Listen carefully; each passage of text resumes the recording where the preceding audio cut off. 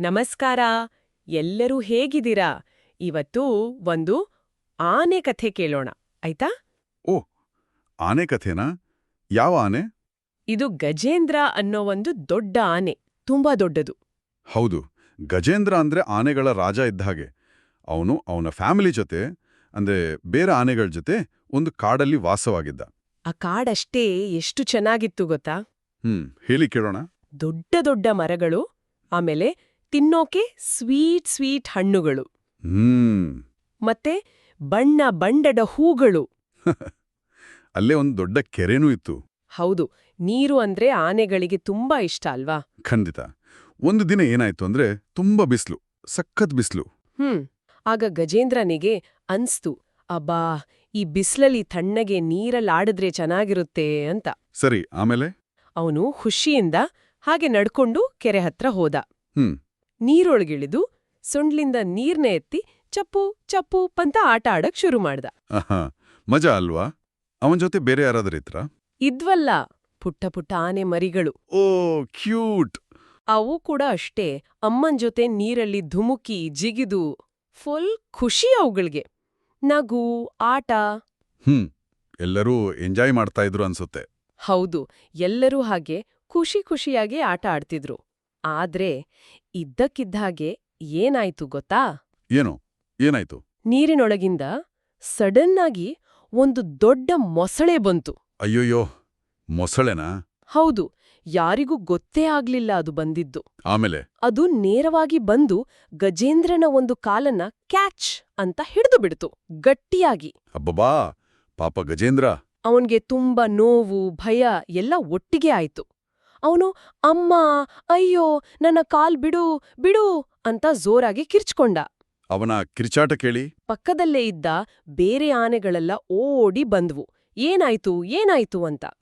Help ಮಾಡಕ್ ಬಂದ್ರು ಅಲ್ವಾ? ಹೌದು, ಎಲ್ಲರೂ ಸೇರಿ ಗಜೇಂದ್ರನನ್ನ ಎಳಿಯೋಕ್ ನೋಡಿದ್ರು. ಮೊಸಳೆಯ ಬಾಯಿಯಿಂದ ಕಾಲನ್ನ ಬಿಡಿಸೋಕೆ ಟ್ರೈ ಮಾಡಿದ್ರು. ಆದ್ರೆ ಮೊಸಳೆ ಬಿಡ್ತಾ? ಇಲ್ಲವೇ ಇಲ್ಲ. ಆ ಮೊಸಳೆ ಅಷ್ಟು ಸ್ಟ್ರಾಂಗ್ ಇತ್ತು, ಅದು ಸ್ವಲ್ಪನೂ ಗಜೇಂದ್ರನ ಕಾಲನ್ನ ಸಡಿಲ ಮಾಡ್ಲಿಲ್ಲ. ಅಯ್ಯೋ ಪಾಪ, ತುಂಬಾ ಹೊತ್ತು ಹೀಗೆ ಫೈಟ್ ನಡೀತು. ಪಾಪ ಗಜೇಂದ್ರನಿಗೆ ಸುಸ್ತು, ಅವನ ಶಕ್ತಿ ಎಲ್ಲೋ ಹೋದಾಗೆ ಆಯ್ತು. ಇನ್ನು ಯಾರಿಂದಲೂ ಆಗಲ್ಲ ಅಂತ ಅನಿಸಿರ್ಬೇಕು ಅವನಿಗೆ. ಹೌದು, ಆಗ ಅವನಿಗೆ ಯಾರ್ ನೆನ್ಪಾಯ್ತು ಗೊತ್ತಾ? ದೇವರು? ಹೌದು, ವಿಷ್ಣು ದೇವರು ನೆನ್ಪಾದ್ರು. ಆ ಕಷ್ಟದ ಸಮಯದಲ್ಲಿ ದೇವ್ರ ನೆನ್ಪಾಯ್ತಾ? ತಕ್ಷಣ ಅವನೇನ್ ಮಾಡ್ದ ಅಂದ್ರೆ, ಕೆರೆ ಪಕ್ಕದಲ್ಲೇ ಒಂದು ಸುಂದರವಾದ ಕಮಲದ ಹೂವಿತ್ತು. ಓಕೆ.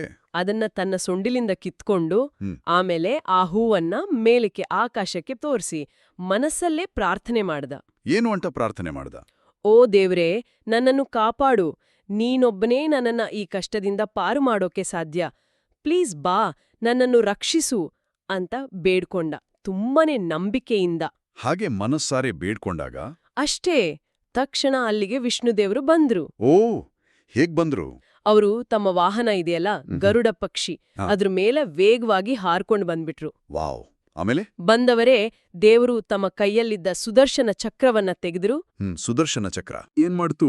ಆ ಚಕ್ರ ಸರ್ ಅಂತ ಹೋಗಿ ಮೊಸಳೆ ಹಿಡ್ದಿದ್ದ ಹಿಡಿತವನ್ನೇ ಕತ್ತರಿಸ್ಬಿಡ್ತು. ಅಬ್ಬಾ! ಹಾಗಾದ್ರೆ ಗಜೇಂದ್ರನ ಕಾಲು ಫ್ರೀ ಆಯ್ತಾ? ಹೌದು, ಗಜೇಂದ್ರನ ಕಾಲು ಮೊಸಳೆಯ ಬಾಯಿಂದ ಬಿಡುಗಡೆ ಆಯ್ತು. ಗಜೇಂದ್ರ ಸೇಫಾದ. ಆಹಾ, ಅವನಿಗೆ ಎಷ್ಟು ಸಂತೋಷ ಆಗಿರ್ಬೇಕು. ಮೊಸಳೆಗೇನಾಯ್ತು? ಮೊಸಳೆಗೂ ಏನೋ ಶಾಪ ಆಯ್ತಂತೆ, ಅದಕ್ಕೂ ಮುಕ್ತಿ ಸಿಕ್ತು. ಇಬ್ರಿಗೂ ಒಳ್ಳೇದಾಯ್ತು ಕೊನೆಗೆ. ಗಜೇಂದ್ರನಿಗೆ ನಿಜವಾಗ್ಲೂ ಖುಷಿಯಾಗಿರ್ಬೇಕು. ಹೌದು, ಅವನು ದೇವರಿಗೆ ಕೈ ಮುಗಿದು ಥ್ಯಾಂಕ್ಸ್ ಹೇಳ್ದ. ಈ ಕಥೆಯಿಂದ ಏನ್ ಕಲಿಬೋದು ನಾವು? ಅಂದ್ರೆ ಮಕ್ಕಳಿಗೆ ಏನ್ ಹೇಳಬಹುದು?